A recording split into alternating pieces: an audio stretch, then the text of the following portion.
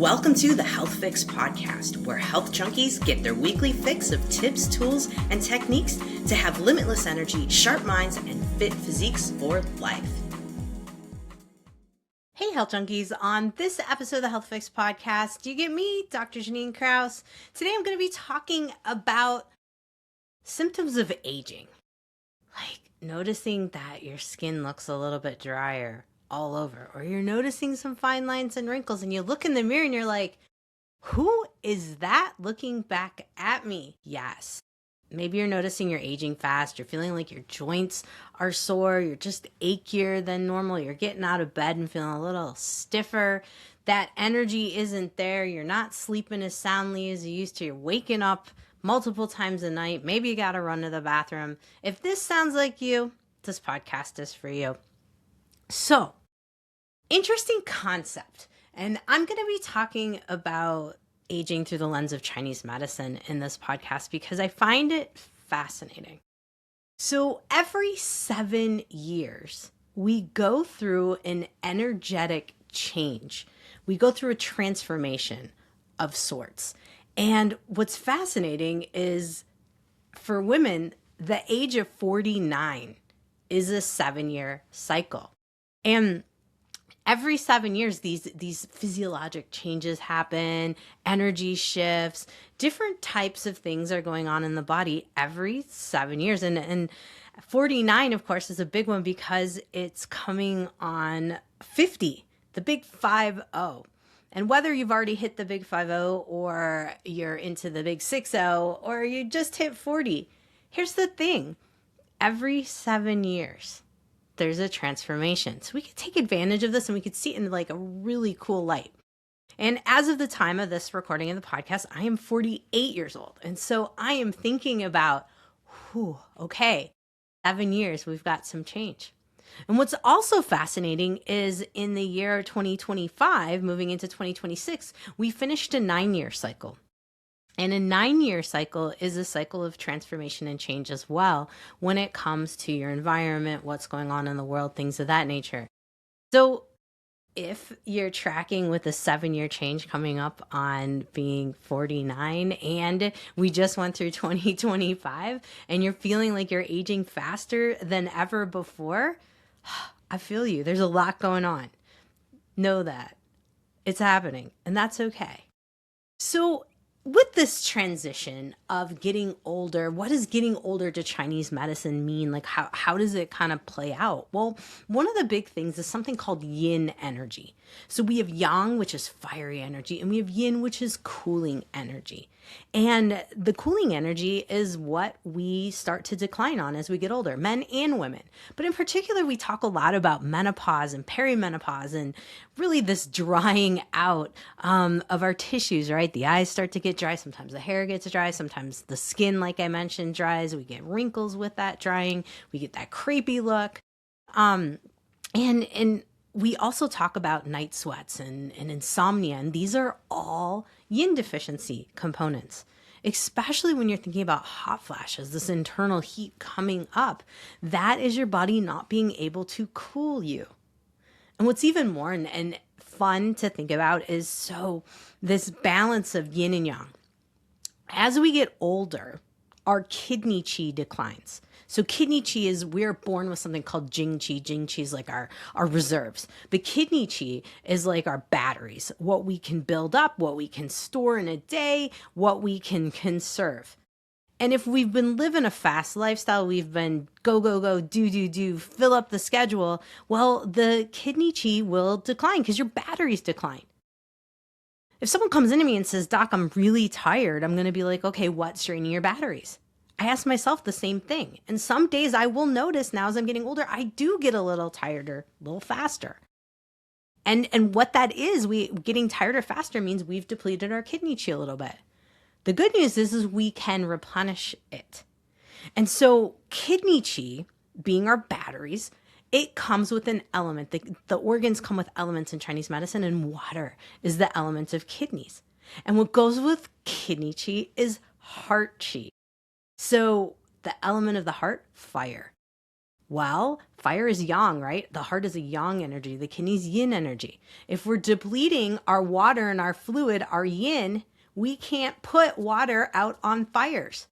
So what happens as we get older? Well, of course, we're going to have maybe some hot flashes. Maybe we're going to have some night sweats. We're going to feel warmer. We're going to dry out a little bit, but we could also have more anxiety. We can also have more insomnia. Insomnia is a manifestation of not enough cooling energy putting out fires. And it's literally the fires in the brain inflammation. I've talked about this before. And what's really even like next level interesting is inflammation. You hear lots of folks buzzwords, inflammation, all of that. What is that? That is the body drying out. It's heated up. Inflammation, we think about like we bump our hand on something. It turns red and it swells, right? That's inflammation. And there's normal inflammation to help us heal. But then the chronic inflammation, that is deficiency of cooling fluid energy coming to an area to put out the fire. So the fire keeps smoldering. Now, if we even take it to the next level from there, chronic yin deficiency is a manifestation that happens with diabetes. Diabetes in the ancient Chinese texts, it's thirsting and wasting disease. Well, if you're thirsty, you're missing fluids. If you're wasting, your muscles are wasting, your body's wasting, you are having heat created within your body. That's wild to think. And so what is like the foundation of inflammation that everybody's talking about? What is the thing that causes Parkinson's, Alzheimer's, dementia, anything you could blame on it? Elevated blood sugar, sticky blood, having too high of sugar in your blood, insulin resistance. All of that is contributing to inflammation. Inflammaging. And the Chinese figured this out thousands of years ago.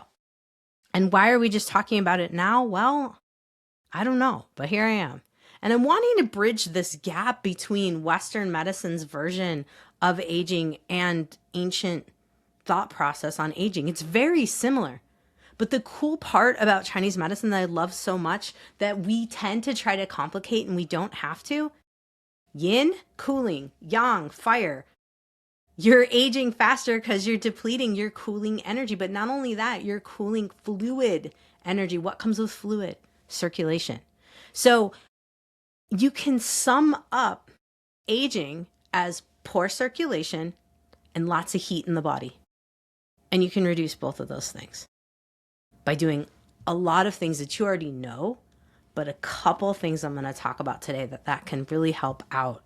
And one of them I'm going to call myself out on because I have talked a lot about peptides. I absolutely love them. I think they're game changers if you have your diet and nutrition down, meaning you're eating clean. But here's the thing about eating clean, eating healthy, following the trends of what's healthy. Right now, I'm realizing something big. And for a lot of people, this is something we need to think about. Everyone's talking like protein, we need protein.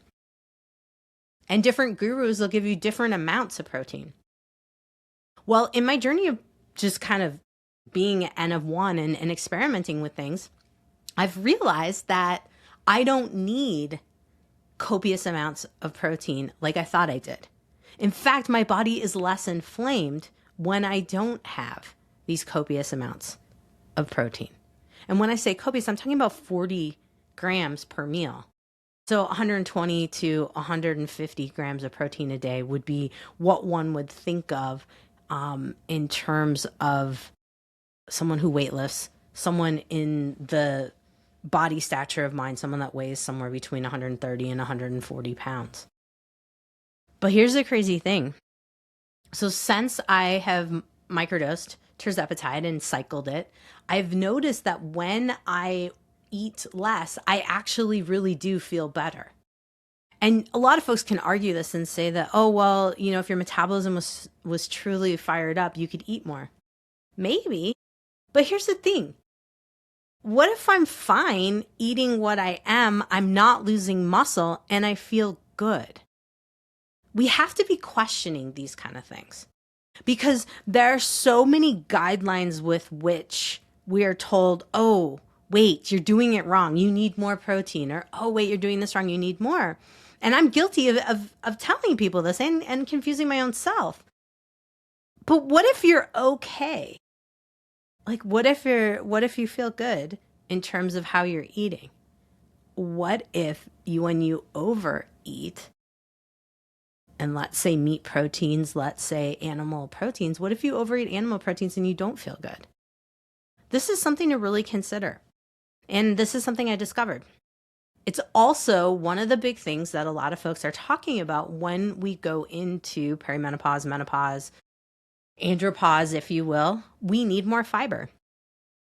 Fiber is a yin type of food. Beans are yin foods, and kidney beans and black beans in particular are kidney boosting. So not only is it yin, we're boosting our batteries with the fibrous foods. And for a lot of us, we've avoided these foods because they're high in carbs. But in reality, they have a decent amount of protein. And so something spiked, I guess, from me doing the standard process 21-day cleanse. I realized that, hey, wait a minute here.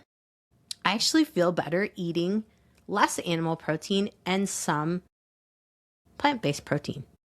Now, a lot of you might be thinking, well, duh, a lot of people tout this. That's correct. But if you look at what everyone, not everyone, but if you look at what a lot of folks are talking about right now, they're talking about we need high protein, we need high protein. And for a lot of people, that's interpreted as meat protein or chicken or fish or bison. But then when we look at it, we're like, wait a minute, some of us don't do well on that much types of animal protein. Some of us do better with like a little bit more plant-based protein in there, especially if you're not getting in fiber. So it's something to think about. And I know that there are gurus out there, they base their whole concept of how to eat during perimenopause and beyond on this concept of beans. And I'm not anti-beans. I'm just calling myself out on that. Like, I got into a loop of more animal-based protein. And when I did the standard process 21-day cleanse, I realized, oh, I feel better when I don't do as much. And I also noticed with tirzepatide, when I don't do as much protein because I'm not as hungry, I feel better. Now, chicken or egg, is my less protein helping me de-inflame? Maybe. Is it less food as a whole helping me de-inflame? Probably. So at the end of the day, I'm finding it fascinating in terms of the unique intricacies here. Now, where do I take this protein concept with Chinese medicine? Well, what I wanted to really talk about is the concept of yin and what yin cooling fluid energy is and where we get it. Now, beans, as I mentioned before, legumes, lentils. A lot of people think of soybeans when we think of something that can support estrogen, or we think of it in a negative terms of like, oh, I don't want soybean because it may be, processed or something of that nature. Now, organic tofu can be actually beneficial for some folks. Always want to know how we process our estrogens and things of that nature. But legumes as a whole, if you can get a hold of some and you can pressure cook them, it'll make it a lot easier for you to digest them, because that's another big caveat that I hear from a lot of folks is we can't digest beans well. And that's true. As busy, stressed out humans, sometimes it's hard to get those suckers in, and the lectins, they're so hard to digest, those proteins on the outside of the beans. Now, here's the thing. You can buy sprouted beans these days. You can make this more digestible for you. You can make beans much more digestible, and you can titrate up the amount that you eat. Start with a tablespoon. Then the next day, another tablespoon. And maybe in 3 days, try 2 tablespoons, tablespoon and a half. Teach your gut microbiome to tolerate them. Don't hit it hard with like 2 cups of beans and expect your body to tolerate that. They're not known as the musical fruit for nothing. They are harder to digest, especially the fiber. And that's why we need to train our microbiomes. But the point is I'm going to fully admit that I've overlooked the concept of yin a little bit in terms of food. I've went straight for the peptides and straight for the fancy things. And I'm not sure if I look at proteins fragments being peptides, right? And hormone replacement therapy being hormones, Are these yin or are they yang? Well, it kind of depends on what's going on here. Now, some people will argue that proteins are yang and hormones are more yin. But at the end of the day, I think we want to step back from complicating all of this and really think about like, okay, peptides and hormones for aging and working on things are like high level. We want to get our food dialed in a little bit better. And this comes a little bit from a lot of folks who aren't tolerating hormones well, and then they try peptides and they don't tolerate peptides well, and then we go back to digestion and there's some issues there. So we want to be thinking, what kind of foods can help support us? Well, I mentioned the legumes, but also another food that's kind of been not as cool on the cool list is potatoes, are the potatoes and sweet potatoes. I know some people tout them, but potatoes in particular, they're on the list of autoimmune paleo and autoimmune wellness, things to avoid because they are in nightshade. Chinese medicine doesn't talk necessarily about nightshades. They talk about eating in excess. They talk about watching portions, things of that nature. What I'm going to say is, if you've never noticed that you have an issue with potatoes, eating some here and there is probably not the end of the world. It just becomes a problem, I think, for anyone on anything when we're eating something on repeat. But things that grow in the ground, roots, tubers, these kind of things are yin foods. So like I had mentioned, sweet potatoes, yams, potatoes. We may be thinking we need to avoid carbs, but what if it's more the processed stuff, not the actual closest to nature things? And I want to call folks out on that because I have a lot of folks who, when they think of carbs, they think of all of them, but they tend to forget about the roots and the tubers. Now, kohlrabi and rutabaga, these are also great tubers that can help nourish you. And we just kind of skim over them. Even celery root is lovely in a soup, and it's incredibly nourishing food. Another big yin food that maybe folks aren't talking about as much would be, in terms of root veggies, would be things like beets, kudzu. I don't even know if I say that right, so if you want to correct me on that, by all means, go for it. But these are roots that you can, beets, easy to find. Kudzu is a little bit different, but things that maybe we want to think about, like, I don't think anyone ever ended up getting diabetes because they ate too many beets or bananas or tomatoes or, even fruits for that nature or for that matter. So I really do want you to take a moment and think about these different foods. The other biggie is like seaweeds, chlorella, spirulina. These microalgae are incredible yin boosting foods.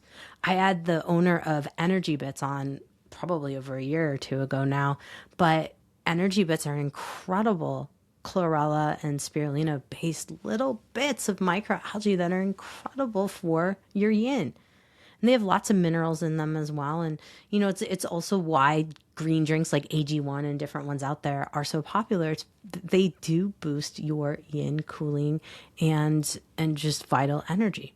Now, another group of area is ancient grains and seeds. These are being kind of, let's say, out of vogue for a little bit. They were cool for a while, but like millet, barley, quinoa, amaranth, black sesame seeds. Black sesame seeds in particular are incredible for kidney boosting.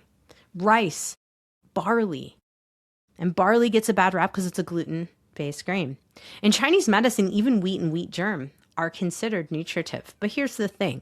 I do believe that the hybridization and manipulation basically of the modern wheat has caused troubles for us. In addition to glyphosate, the chemical helped to, dumped on them to help them be harvested. I don't think that's doing anyone any favors. But if you can find a farm that's never used chemicals in the growing of their wheat, and they're using ancient wheats or old school wheats, if you will, there's a company just outside of my dad's house called in Racine, Wisconsin area called Anarchy Acres, and I love what they're doing, like growing on land that's never been used as a farmland, and they're growing the wheat, they're harvesting it themselves, they're milling it themselves. It's amazing stuff. So you want to support folks that are using wheat grains that are from the 1900s, early 1900s. That's what they're doing, from Wisconsin based grains. It's super cool. And so if you look at Chinese theory, wheat and wheat germ, great yin boosting foods, but we've kind of avoided them. And millet, that guy gets a bad rap for making trouble for the thyroid. And you would have to eat so much to cause trouble. And so we're missing out on some really good fibrous, grains and seeds. Quinoa, amaranth, those guys are more like seeds than they are grains. But hey, there's some incredible ways to be able to use these things. And last but not least, one of my biggest aha moments I had over the last 2 weeks is talking with a friend in Oregon who was looking for a remedy to help her lungs because she had gotten a nasty bug and was coughing quite a bit. And it was just a dry, nagging cough. And she found Asian pears. You could saute them and eat and drink the sauteed juice. So you just sauteed them in water. And she was like, oh my gosh, that actually helped my cough. And so here's the crazy thing. Asian pears are one of the most nutritive yin foods. Now, she didn't even use an Asian pear. She used a regular pear. Same thing. Persimmons, grapes, berries, bananas, watermelon, and pomegranates are all known to help during perimenopause and beyond. Pomegranates in particular are amazing for hot flashes. And I will be honest, I haven't recommended them as much because, well, yeah, I just forget. And it's sad that I've kind of gone a little bit off of my roots with food because I absolutely love talking about Chinese medicine and food properties. I even just had a patient last week message me on an article about drinking around 3 to 4 ounces of pomegranate juice, obviously no sugar in it, a day for a couple of years to help some folks to lower their plaquing in their arteries. These were folks who had demonstrated plaquing in their arteries and it helped. And it's wait, pomegranate's an incredible antioxidant and it's a yin supporting berry. Well, it's not really a berry. The little seeds look like berries. I think that's where my brain went on that. So forgive me. But nevertheless, pomegranate's high in antioxidants, and that makes sense. And it's really cool that would be something that would help the arteries. And this kind of research gets buried all the time. I get it. Drinking pomegranate juice every day for 3 years could probably be annoying and maybe it's expensive, but I don't know. For me, it's that versus taking a pill. I'd rather drink my medicine. So interestingly enough, high antioxidant, some antioxidant rich fruits and vegetables really are the ones that have more yin in them. And so something to really pay attention to. And protein sources. Now, one of the ones that are great for kidney energy are more of your oysters and sardines and clams. So I'll be honest, I am so Midwest that the idea of crunching on sardines with their bones, I can't do it. But hey, for those of you that are down with that, they're a great yin and kidney boosting source. Clams, I can't do it either. I've tried, having lived in the Pacific Northwest, but boy, if those get any amount of seaweed stuck in them or sand, I can't do it. I know restaurants don't have it like that, but I've had some at some friends' houses and so gross. And then there's oysters. Oysters could be great too if you're down with that sort of thing. They're also really rich in zinc, which is great for balancing hormones as well. So something to think about. Of course, we have to think about copper if we're going to do the oysters. So a little bit of almonds to offset it with some oysters. Almonds are rich in copper. So are meat sources and things like liver and those sorts of things if you can find a clean animal in that department. But I digress. Point here is not that I had overlooked the animal sources. I was more thinking about pears, persimmons, grapes, berries. Stuff that you just don't think of on an everyday basis is something that can help with the cooling energy and the circulation in the body and putting out fires in the body. Same thing goes with the seaweeds, the chlorella and the spirulina. So don't ignore these things. Think about how you could add them in. There used to be a company, I don't know if they're still around, but they had a fun little like sprinkle of spirulina. They were from Hawaii, and it tasted good as like sea salt and pepper and the spirulina, and you could sprinkle it on top of food. It was yummy. Same thing goes for not forgetting about the ancient grains like the millet, the quinoa, the amaranth, those kind of things. They can be incredibly helpful. So, you might be thinking at this point, well, what's a dosage of these things, and should I get them sprouted? Absolutely. I do think sprouting your grains or seeds is incredibly useful. I also think like your beans as well, getting them sprouted. I didn't highlight these and I really need to. Mung beans, by the way, amazing source of fiber and yin. And in fact, they are one of the greatest type of beans out there when it comes to overall perimenopause and menopause and beyond kind of health. And the reason being is because they're great for yin, but they also drain damp. Dampness in the Chinese medicine is extra weight, extra puffiness. If your lymphatic system is bogged down, mung beans are amazing for that. And then the other side of it is aronia berry. These berries live in like St. Louis in like the wild, which is crazy. But aronia berry is something that the Chinese use quite a bit. And I also had a gal on the podcast who has a Chinese medicine based drink company. And of course, I can't remember the name of it right now to save my life. I will put it in the podcast notes at drjkrauseND.com, and I'll link to that podcast. But she had a drink with aronia berry and mung beans in it. And it didn't taste like just straight berry and mung bean. I mean, it was actually really good. It tasted much like, well, a little sweeter version of pomegranate. But aronia berries have also been found to be incredibly beneficial for your circulation. And side note, in Chinese medicine, if anything has the color of like blue, purple, or red, it is touted to be really good for your circulation, so your vessels. And if it has more of a color of a dark blue or a black, it is good for your kidney energy. And where did this come from? It's the idea is because the colors that go with the elements. And like, you could probably blow lots of different holes in that kind of rationale, but like I said before, I have seen people regain energy and vitality by incorporating these certain foods into their life. And while mung beans are still green in color and kidney beans are still red in color, black beans are black, and they're touted to help with the kidneys just as much as the old kidney bean. So what's the point here? There's different colors on these things. Those colors are really the antioxidants, and you can't go wrong with antioxidants. So that's where I really stand on all of this, to not try to have you thinking about different rabbit holes in terms of what colors of foods are going to do what for you. But think about it as if the food has a color and it's a natural color, it's not a dye, you are going to get an antioxidant out of that, and it can help your body big time. So when it does come to yin foods, yes, I am a big fan of finding them sprouted. And a lot of companies have the grains sprouted these days and beans sprouted these days. And you can find that from Thrive Market online to even grocery stores all over the US. You just have to look in the different departments and see what they have.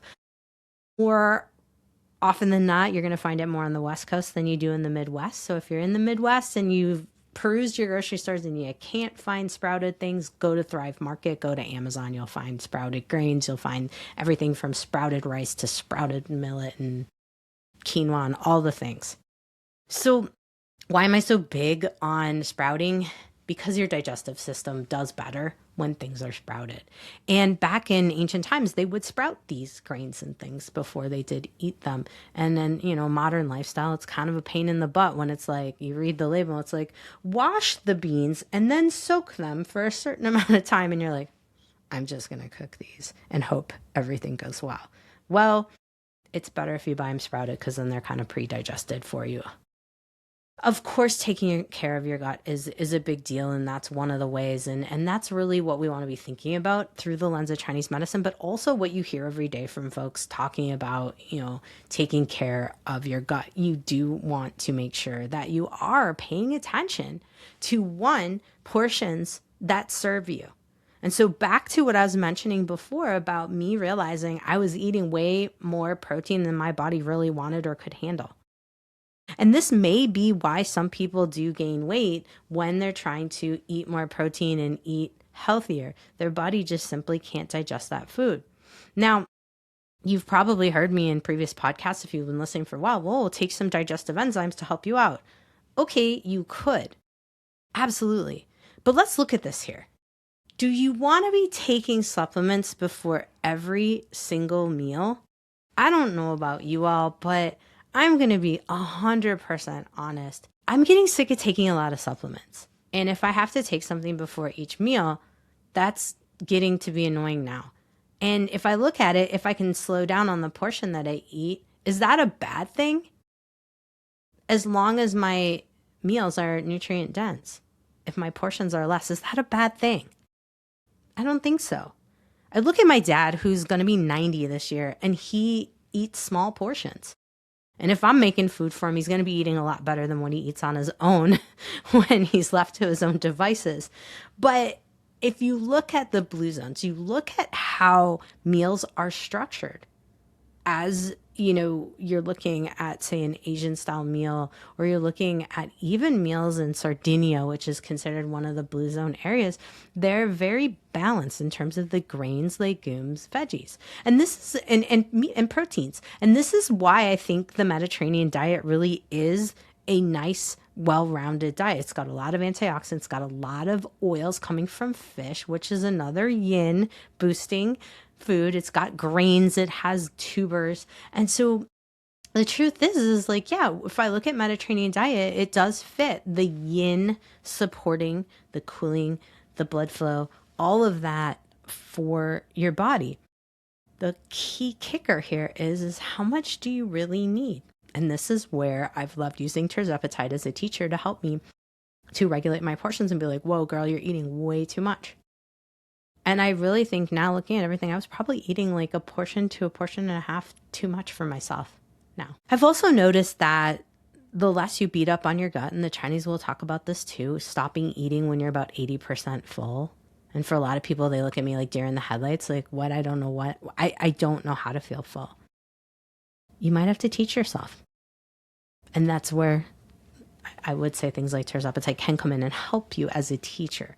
Now, granted, I said in this podcast, we've got to go back to basics. And yes, I agree that we do need to look at the food that we eat and kind of slow down a little bit. But if you're having trouble with the food noise and slowing down to really pay attention to what you're eating isn't happening, maybe tirzepatide, maybe retatrutide, maybe KPV might be useful to help just slow the brain down a little bit so that you can look at and assess the situation. At the end of the day, I do think smaller amounts of food may be the secret here. And just smaller, well-rounded, more balanced meals. Maybe even more the kicker because we're feeding our beneficial bacteria.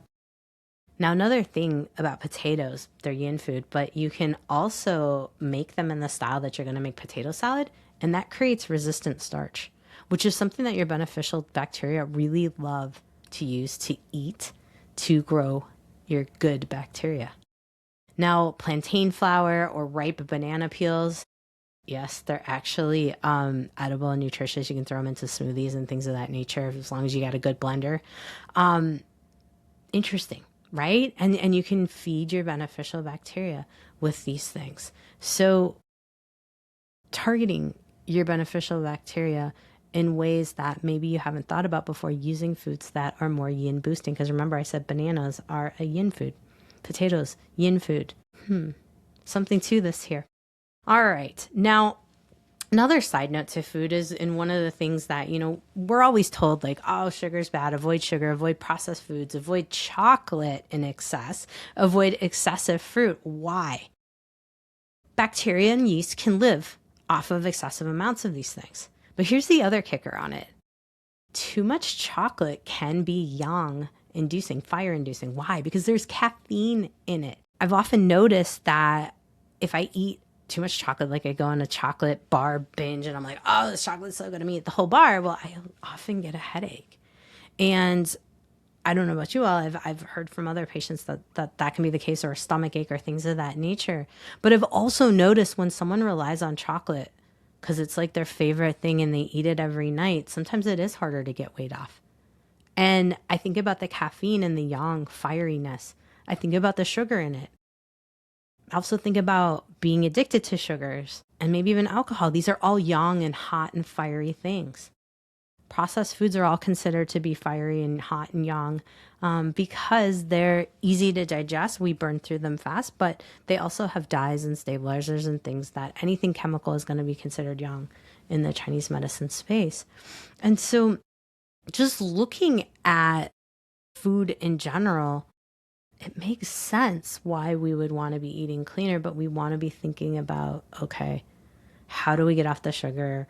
Or at least minimize it. How do we get off the fake sugars?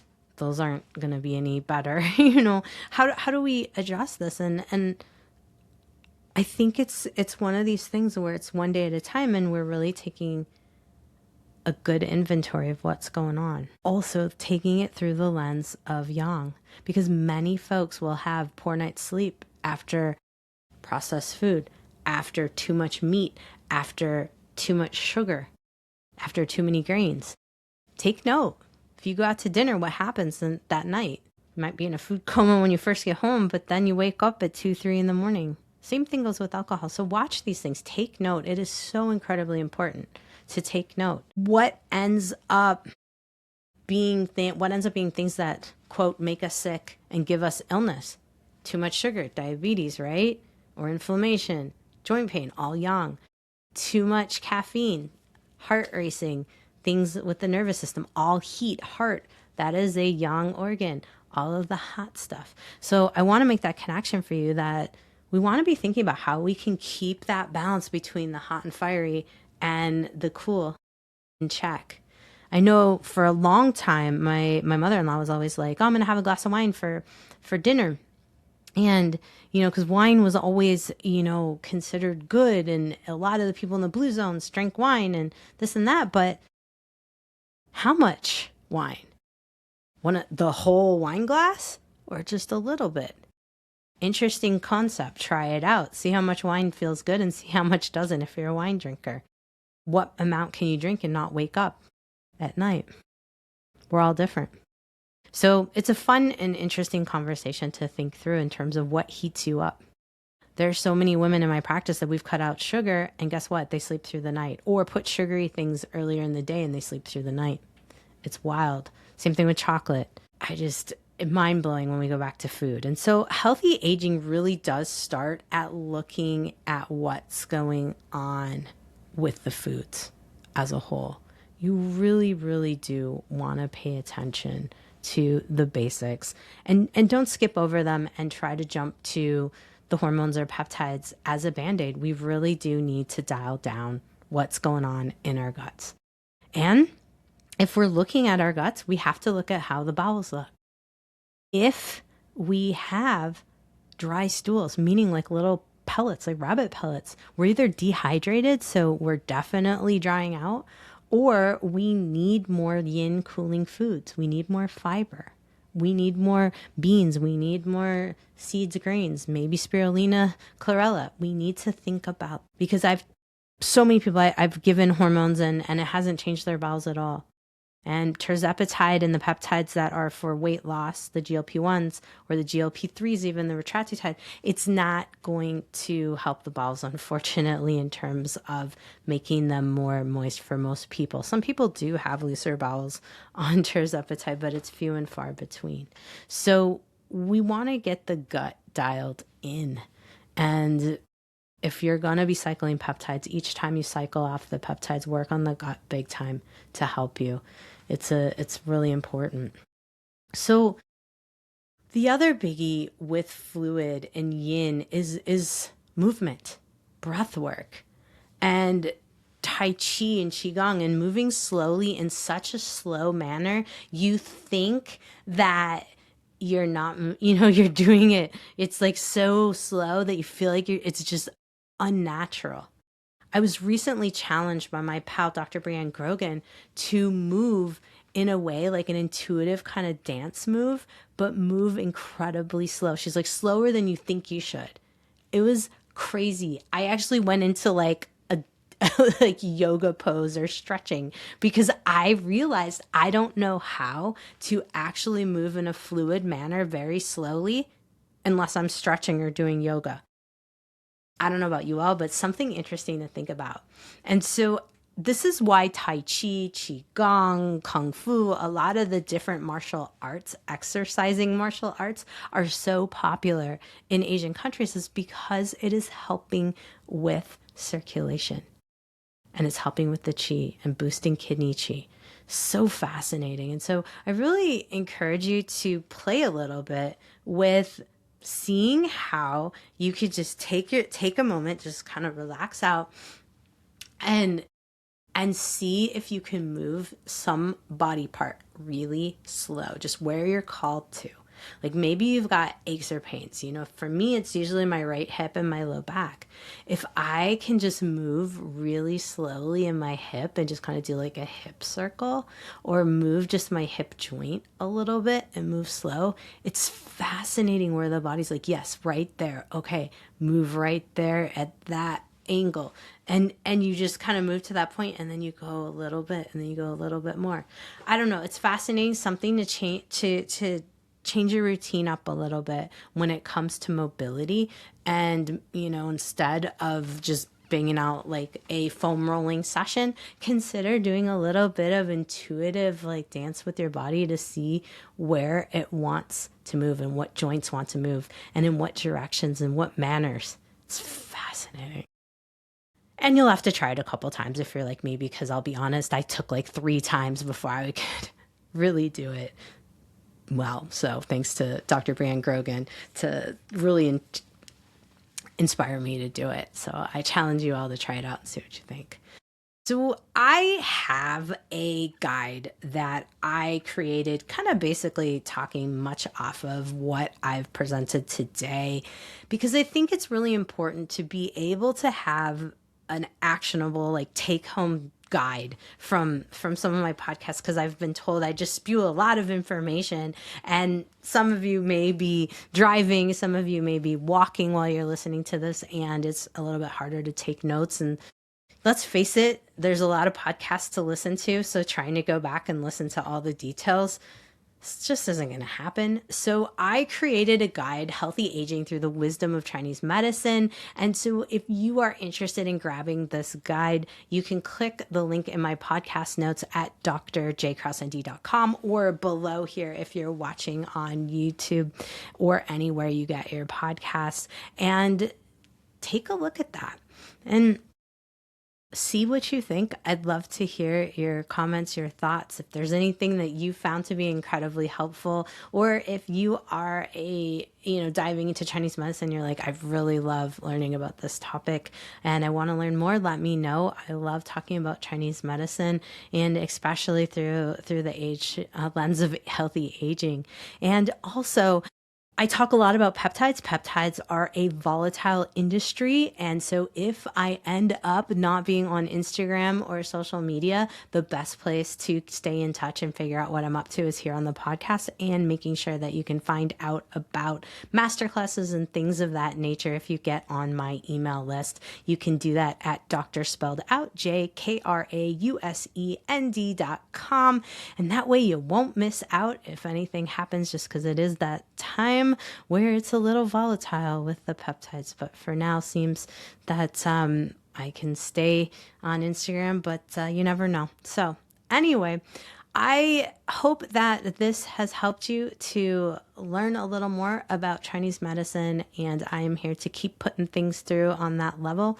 And yeah, if you enjoyed this podcast, please help me out by liking and subscribing to the channel, and send any great comments or anything else you'd like to learn about in the notes below.